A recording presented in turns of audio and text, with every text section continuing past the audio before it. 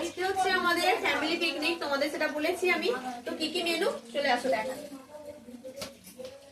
এই দেখো, এটা হচ্ছে মিক্স রাইস, সব রকম দিয়ে চিংড়ি মাছ আর হচ্ছে এই যে ডিম টিম ডিম চিকেন এইসব দিয়ে মিক্স রাইস হয়েছে।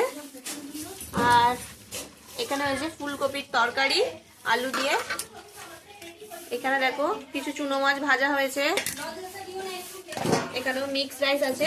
আর এর নিচে কি আছে দেখি, এই যে বাটা মাছের ঝাল হয়েছে, মানে যে মাংস খাবে না তার জন্য।